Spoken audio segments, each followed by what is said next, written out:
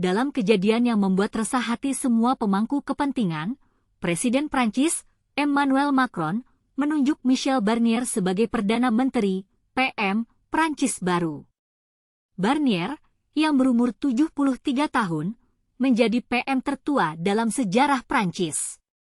Inilah cabang baru dari peristiwa yang belum pernah terjadi di Prancis, yaitu periode gejolak politik yang memanggil tantangan bagi semua pihak. Barnier, mantan negosiator Brexit Uni Eropa dan mantan Menteri Luar Negeri Prancis, menggantikan Gabriel Attal, yang hanya menjabat selama 8 bulan. Attal menjadi korban dari keadaan politik yang sangat tidak stabil. Langkah Macron menunjuk Barnier, yang merupakan anggota partai sayap kanan Partai Republik, LR, dan tidak berafiliasi dengan faksi sentris presiden, disambut dengan kekecewaan oleh kelompok kiri. Kelompok yang sedang berusaha menggulingkan Macron dengan mosi tidak percaya ini, memanggil tindakan presiden ini sebagai kegagalan serius dalam tugas konstitusionalnya. Di sisi lain, koalisi sayap kiri muncul sebagai kekuatan politik terbesar di Prancis setelah pemilu awal musim panas ini, meskipun mereka tidak memiliki cukup kursi di parlemen. Macron yakin bahwa Barnier akan memperoleh suara mayoritas di Majelis Nasional yang terpecah.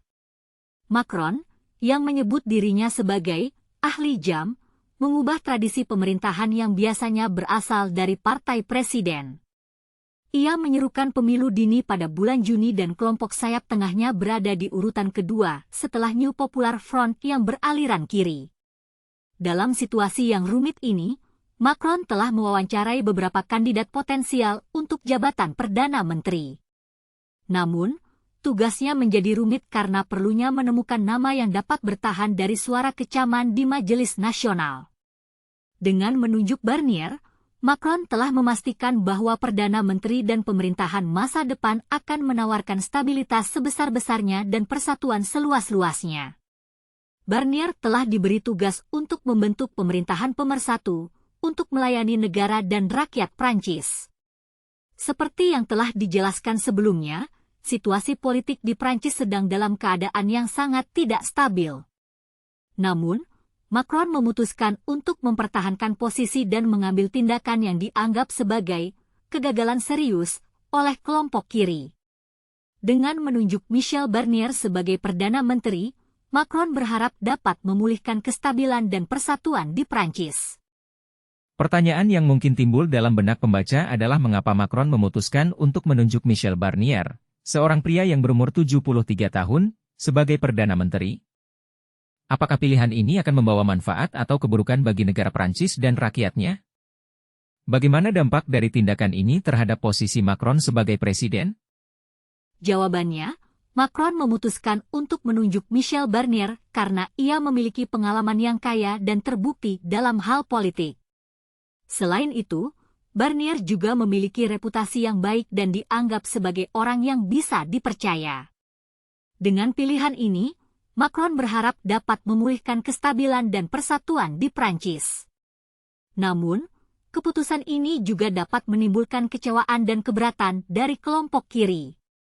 Ini dapat mempengaruhi posisi Macron sebagai presiden, terutama jika tindakan ini tidak diterima oleh rakyat Prancis.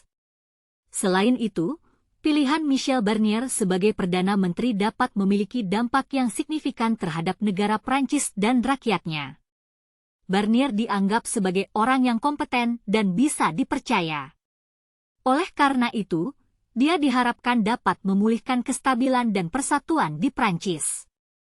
Namun, pulaannya, pilihan ini dapat menimbulkan kecewaan dan keberatan dari kelompok kiri. Ini dapat memicu demonstrasi dan kekacauan yang dapat mempengaruhi kestabilan negara. Untuk mengatasi hal ini, perlu ada komunikasi yang baik dan transparan dari pemerintah. Pemerintah harus mampu menjelaskan alasan dan rasional dari pilihan Michel Barnier sebagai Perdana Menteri. Selain itu, pemerintah juga harus mampu mengambil tindakan yang bertujuan memulihkan kestabilan dan persatuan di Prancis. Ini dapat dilakukan melalui dialog dan komunikasi yang baik dengan semua pemangku kepentingan. Dalam situasi yang rumit ini, penting untuk mengingat bahwa kestabilan dan persatuan adalah prioritas utama. Semua pemangku kepentingan harus bekerja sama dan saling mendukung untuk mencapai tujuan ini. Dengan komunikasi yang baik dan tindakan yang bijaksana, diharapkan dapat dilakukan langkah-langkah yang berguna untuk memulihkan kestabilan dan persatuan di Prancis.